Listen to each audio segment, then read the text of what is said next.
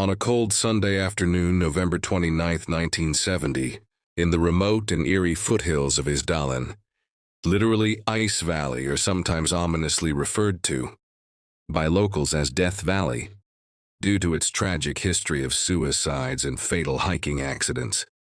A father and his two young daughters were hiking near the popular trail called Vidden just outside the city of Bergen, Norway. As they moved along a less trodden path through the sparse woodland, a strange, sharp, and almost metallic smell pierced the air, leading the father to follow his instincts and investigate.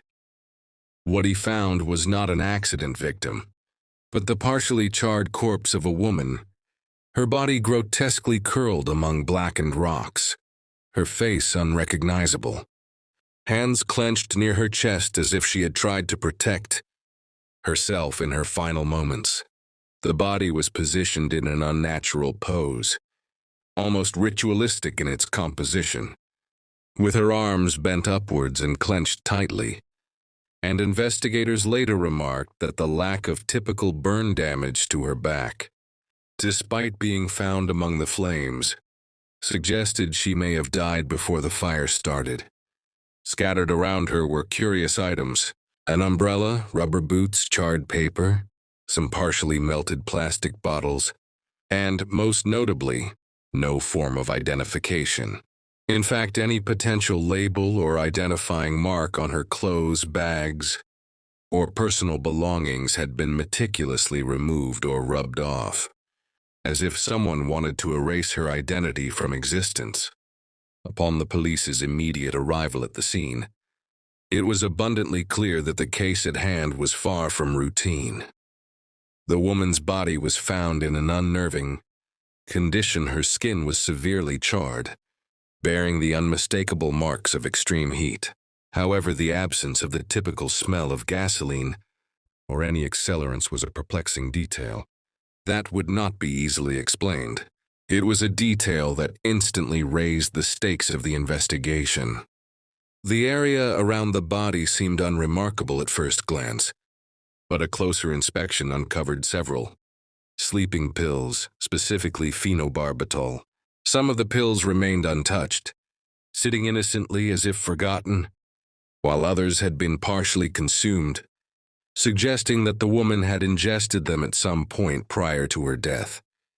As investigators continued their examination, they found further evidence. An additional 12 tablets were discovered in her stomach during the autopsy. The toxicology report confirmed that these pills were a key factor in her demise, leading the medical examiner to rule the cause of death as a combination of carbon monoxide poisoning and a phenobarbital overdose.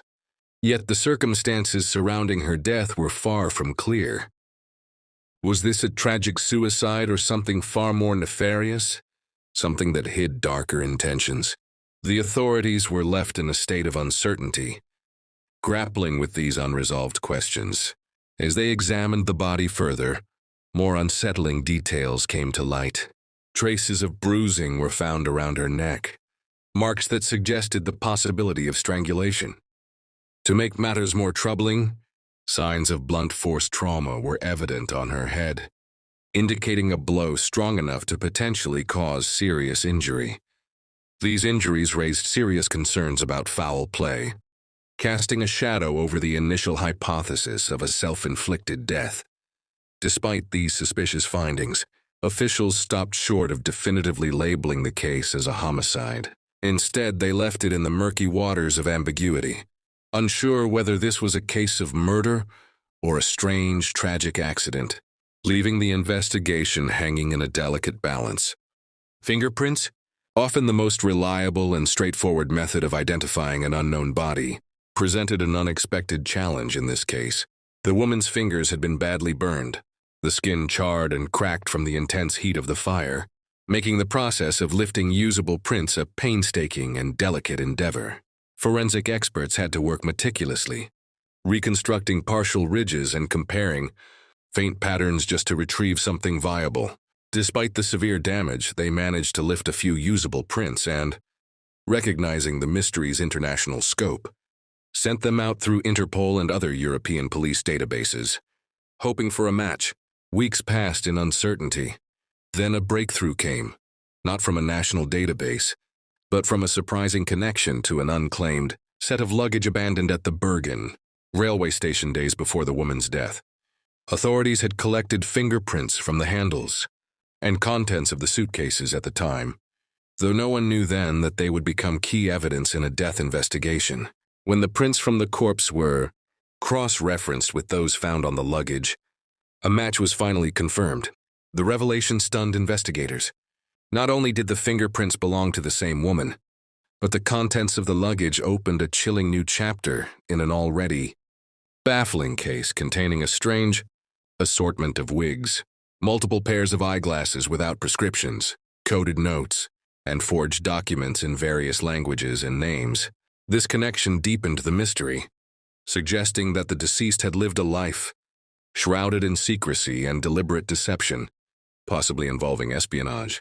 Using hotel guest books and train records, Norwegian police began to piece together a timeline of the woman's movements across Norway in the months before her death.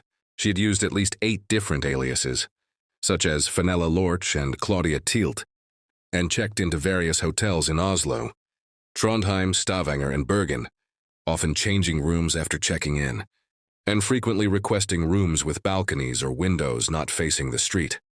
Her pattern of behavior, switching identities, frequently changing accommodations, avoiding contact with other guests, matched what many intelligence professionals later speculated was classic espionage tradecraft.